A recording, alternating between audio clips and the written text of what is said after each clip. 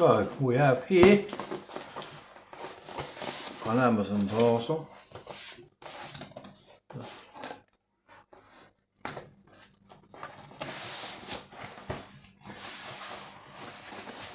In here we have got one packet, two packets,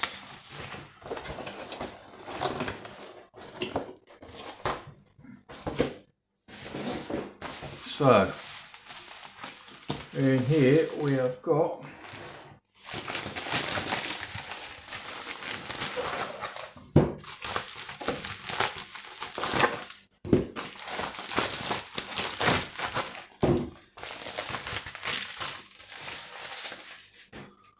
three sketchbooks, and in here we have got three more. So 666 sketchbooks in total. So look at these first. So the little one, little watercolour journal, 25% cotton. Another watercolour journal, also 25% cotton. And so the three different watercolour journals. One is 8 by 5, so that's an A5. One's a square one, 5.5 by 5.5, and then a little one which is 5.5 by 3.5. So you can see that one's about the size of my hand, I suppose. So you could even put that definitely in your pocket. If you've got any sort of reasonable sized pocket, that would easily go in there. So they're all 300 gram or 140 pound. They're all 25% cotton. Hard case, all hard cases, and they've all got 24 pages in each one, so that's going to give you 48, or 24 sheets would give you 48 pages. I'll open them in a second. These ones here, well, they're the same size, and this is a watercolour sketchbook, which is slightly bigger than that, but this one is 100% cotton. These again are all hardbacks. Obviously, as you can see there, by Tumuarta, I presume is how you say that. So that's 24, so it looks like they're all going to be 24 sheets. And both of these two, so what we've got here, these three here are 25% cotton, and these three are 100% cotton. So 6 by 6, 6 by 6, and 6 by 4. Let's have a little look at well, it's lovely, isn't it? I'll open them up in a minute. So I think I'll have a look at the insides of the cotton one, 100% cotton one, and a 25% cotton one, and just to see what the actual paper looks like.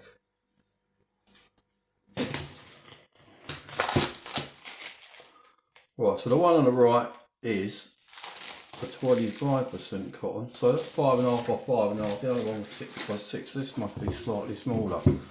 Both got this little bandage to keep it together. Right, so what sort of texture has the paper got? That's just normal paper at the front. That is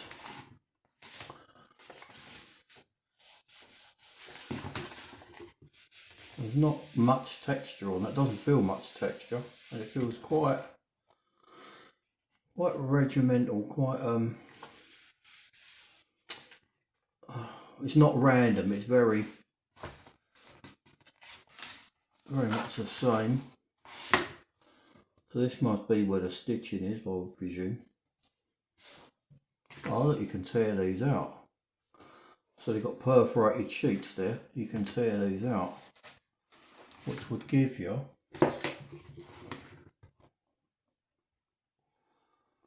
13, I presume by 13, or 13 by 13 and a half, because they're pretty much square. Or in inches that would be just over 5 by 5 and a half. Got a satisfying noise, isn't it? Oh, of course, this is a 25% cotton one anyway. So this other one over here is the 100% cotton one.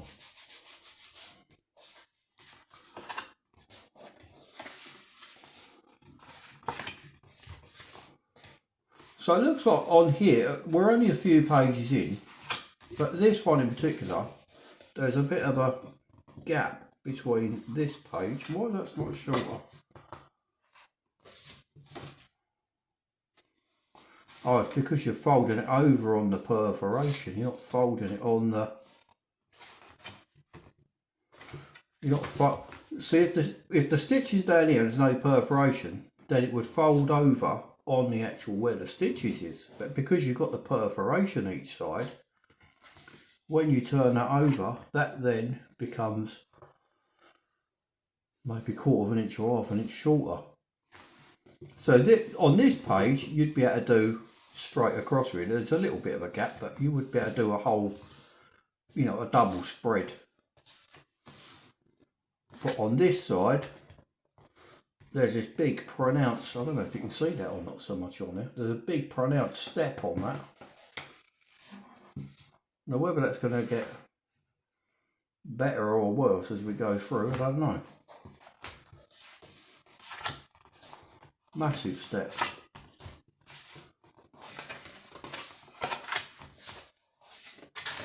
Not so bad.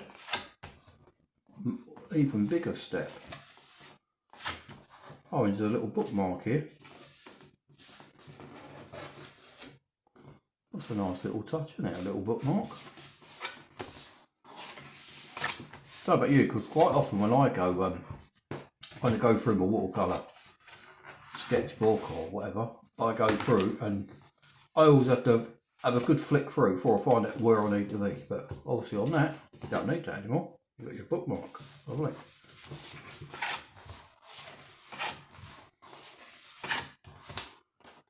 Yeah, so that step's quite annoying, because if I was doing a whole painting across all of that, just going down that bit would annoy me. Maybe I'm being too picky, I don't know, but well, certainly plenty of sheets there. I wonder if the other one's going to be the same or not. I mean, that is obviously just the way that it's made. I'll leave more links to the products in the description, obviously. Right, so this one, does this paper look, I should have left that open just to compare the papers. I think I will do that actually. Put that out there somewhere. And then this paper, 100% one, 100% cotton one, does it appear any different? That's all stuck.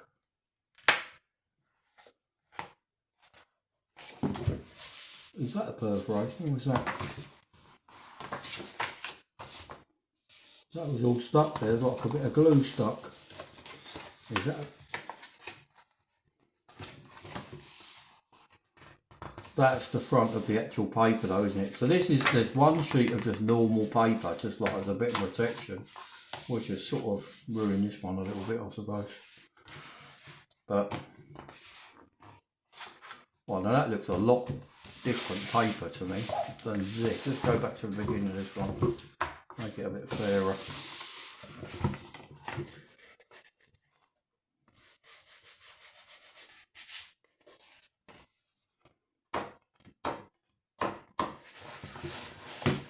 Some of you are probably thinking I'm mad doing this with flicking, but there's some sort of satisfying noise about when you get thicker paper rather than really thin paper. So the actual, I don't know if you better see that on the camera or not, but the actual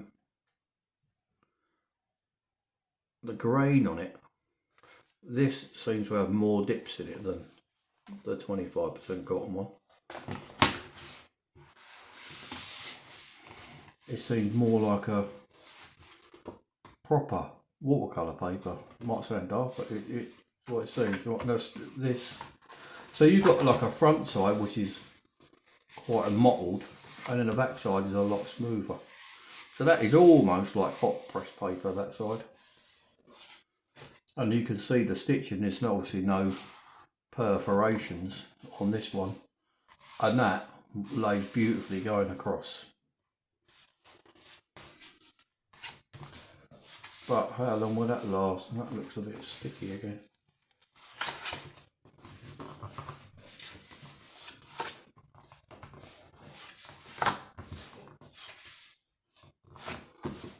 So how often can you see these stitches?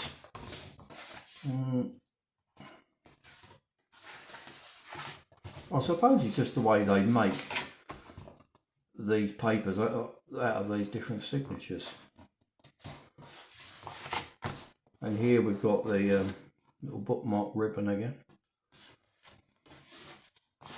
I suppose the most important thing with the papers is not so much how they make that satisfying noise for me, but how they accept the watercolour in themselves in the first place. So I'll do a little it seems to be plenty. Tell you what, 24 sheets is plenty of. You get plenty of painting area, don't you? And there's a little wallet at the back. What would you use that for? I was thinking you'd use it when you rip the pages out and put your pages in the back of here when you've ripped them out maybe, but this, you can't rip them out, not cleanly anyway. What if this one's got that? I didn't notice that on the back. Yeah, it has. So that to me would make sense if you are doing a couple of paintings when you're out and about and you rip that page out and put it in the back there. That's surely got to be for the bits of paper. Maybe just to keep a couple of little scrap bits in there for so like a little couple of swatches you might keep. You could do a couple of swatches I suppose and then put them in the back and just leave them there for reference. Maybe that's what it's for. Probably for whatever you want it for. Well, we'll have to see what they actually perform like. Probably better off maybe giving it a little while doing some paintings in it, and then because when you just do one page it's a bit hit and miss, isn't it? But if I just leave it maybe a month or two and then report back what they're like, I think. Anyway, hope that's useful. See you on another one again soon. Cheers.